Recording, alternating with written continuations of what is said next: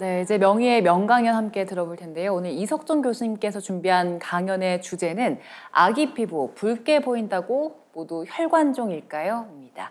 자, 교수님 강연 부탁드립니다. 네. 이렇게 제목이 나올 때는 당연히 아닌 아니다. 경우겠죠. 그죠? 아마 그럴 겁니다. 예상하셨겠지만 그러면 어떤 게 있는가 한번 보도록 하겠습니다. 우리 출생 아기가 났을 때 바로 선천적으로 뭔가 혈관이 의심되는 병변이 생겼을 때는 크게 한 3가지쯤으로 생각을 할 수 있습니다.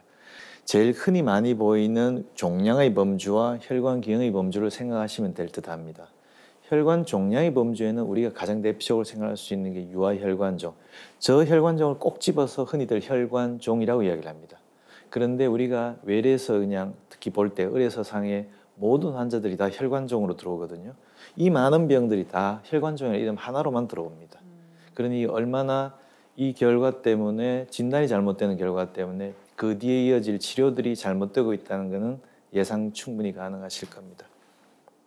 제일 흔한 그리고 우리가 제일 대표적으로 많이 보는 이제 유아혈관종은 유아혈관종, 영아혈관종, 딸기혈관종, 모세혈관 이렇게 다양한 이름을 불리지만 실은 흔히들은 그냥 혈관종 이렇게 대표적으로 부르면 이 병을 의미한다고 생각하시면 거의 틀리지 않습니다. 이런 모양들입니다. 눈으로 보면 붉은 덩어리죠. 그죠? 혈관으로 생긴 종양 덩어리입니다. 이제 그게 이런 다양한 형태로 나타날 수도 있고요. 이렇게 크게 생기는 어떤 늘어지는 모습. 아기들한테 이런 큰 덩어리라면 심장에 있는 혈관에도 문제가 생길 수도 있습니다. 그 다음에 등에 저렇게 볼록하게 있으면 사실 좀 그렇겠지, 그죠? 그 다음에 이렇게 나중에 되면 낳고 나더라도 왼쪽 아랫단의 그림처럼 이렇게 흉터를 남기게 됩니다. 대신에 이런 식으로 조직 검사를 해보면 이것이 진단이 육안적으로 볼 때 뚜렷하면 누가 문제가 없을 겁니다. 다만 이렇게 분명하지 않을 때는 이런 조직 검사를 하게 되는데요. 이 조직 검사 결과 이런 식의 특수 염색을 하면 이 혈관종은 여기서 100% 양성이 나옵니다. 다른 데는 전혀 양성이 나오질 않죠. 그러니 정말로 진단이 이제 애매할 때는 이렇게 조직 검사를 하게 되는 경우가 드물게 있습니다. 아마도 100명이 오면 2~3명 정도 될 겁니다. 나머지는 대개 육안으로 진단이 된다는 소리겠죠. 두 번째인 선천혈관종입니다. 그러니까 뒤에는 똑같지만 앞이 달라집니다. 그죠? 선천혈관종인데 이거는 우리가 영아혈관종, 지금까지 말했던 혈관종과 달리 선천적으로 날 때 제일 크게 나타납니다. 그래서 이렇게 날 때 이 모습으로 왼쪽 모습처럼 있는데 불과 1년이 채 안 돼서 이렇게 마치 바람 빠진 축구공 모양으로 되는 거죠. 그러니까 출생 당시에 가장 크게 있다가 나중에 되면 이렇게 빠른 속도로 소퇴되게 됩니다. 소실되게 되니 이거는 치료를 할 필요가 없는 거예요. 이걸 치료하면 뭐 저절로 사라지는 과정을 갔으니 내약으로 치료됐는지 아닌지는 모르겠지만 사실은 치료할 필요가 없었던 그런 질병입니다. 이 환자들 쭉 모아놓고 보면 이런 모습으로 나타납니다. 저렇게 하늘색 같이 나타난 판처럼 보이는 이렇게 경우도 있는가 하면 푸른색 판에 이렇게 붉은 점들이 똥똥똥 찍혀있는 그런 모습으로 나타나는 경우가 제가 이렇게 환자를 봐서 나누어 봤던 이런 모습으로 나눠져 있었습니다.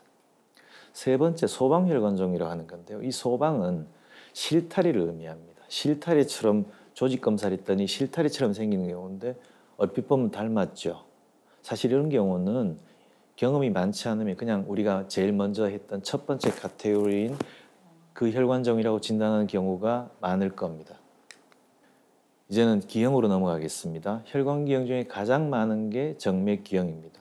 옛날엔 다른 말로 해면상 혈관종이라고 불렀죠. 그래서 여기도 보면 혈관종이란 말이 붙어 있는 것처럼 옛날엔 이걸 다 그냥 크게 구분하지 못하고 이렇게 하나의 어떤 범주로 간주했다는 걸 알 수 있습니다. 병명에서 보면 벌써요. 다음으로 볼 수 있는 게 림프관 기형입니다. 이것도 마찬가지로 림프관종이라는 이름으로 불렸던 것처럼 이것도 혈관종의 일종으로 생각을 했던 겁니다. 그러니 림프관 기형이고 지금은 혈액이 많이 있으면 혈액 림프관종이란 말로 불리기도 합니다만 크게 보면 공식 명칭은 림프관 기형입니다. 이런 모습을 보신다면 다 혈관종처럼 보이겠죠, 그죠? 이 림프관 기형도 이렇게 주머니가 작을 때, 주머니가 클 때 또는 섞여 있을 때처럼 이렇게 다양한 모습으로 나타날 수가 있습니다. 이런 모습도 가능하죠. 그런데 이건 정말 봐도 이 왼쪽의 환자는 혈관종이라고 외부에서 진단이 돼서 레이저 치료받고까지 저한테 온 경우의 얘기입니다. 수원 얘기거든요. 수원 얘기인데 아닌 것 같아서 역시 조직 검사를 해서 확진을 했던 경우입니다. 여섯 번째 이제 범주인데요. 혈관 기형 중에 가장 흔한 화염상 모반입니다. 다른 말로는 모세혈관 기형이라고도 하죠. 색깔이 진해지면 마치 포르투갈 와인, 저는 포르투갈 가보진 않았습니다만 포르투갈 와인 색깔이랍니다. 그래서 포도주색 모반이라는 말로 붙어 있습니다. 모습을 보면 이렇죠. 어릴 때는 이렇게 불꽃처럼 화염상 모반이라고 불리다가 나이가 들면 저렇게 두꺼워지고 혈액이 많이 고이니 포도주색 모반이라는 이름으로 불리게도 됩니다. 그런데 이 중에 특별히 이렇게 신체 중앙에 나타나는 경우가 있습니다. 얼굴 중앙, 그 다음에 눈꺼풀, 그 다음에 인중에 나타나는 경우가 있는데 이때는 화염상 모반 중에 연어반이라고 합니다. 이 연어반을 구분해야 되는 이유는 연어반은 저절로 사라지는 경우가 많기 때문에 그렇습니다. 그러니 레이저 치료를 할 필요가 없겠죠. 그러면 시간이 가면서 저절로 좋아질 테니까요. 이런 것들을 아마도 정확히 구별해야 되는 이유가 중요한 이유 중에 하나가 아닐까라는 생각을 합니다. 제가 이 슬라이드는 정말로 가끔 많은 사람들한테 보여집니다. 왜 그럼 당신이 이렇게 혈관종이 집착하냐, 진단에 집착하냐고 질문을 하는데 바로 이것 때문에 그렇습니다.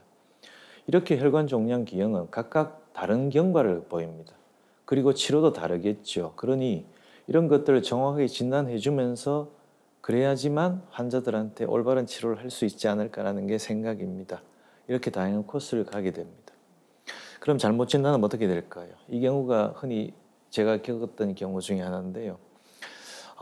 혈관종으로 치료를 10달간 약을 먹고 저한테 왔습니다. 근데 제 경험에는 근육 안의 혈관종은 저는 아직까지 경험한 적이 없습니다. 그런데 근육 내 혈관종이라는 말로 저한테 진단이 붙어 왔어요. 그래서 이건 도저히 아닌데 싶어서 초음파 검사를 했습니다.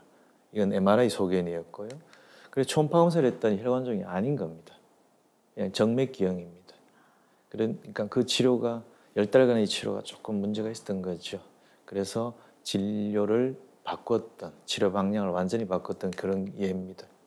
이런 경우 보다 보면 이런 질문을 많이 받게 됩니다. 혈관종은 잘 사라지진다고 말을 들었는데 어떻게 돼요? 라는 이야기를 하는데 글쎄요. 이런 모습이 제일 간단한 그런 부작용의 모습이기도 합니다. 뭐 이 정도는 그냥 넘어갈 수도 있을 겁니다. 그냥 약간 피부결이 달라진 거다. 그죠?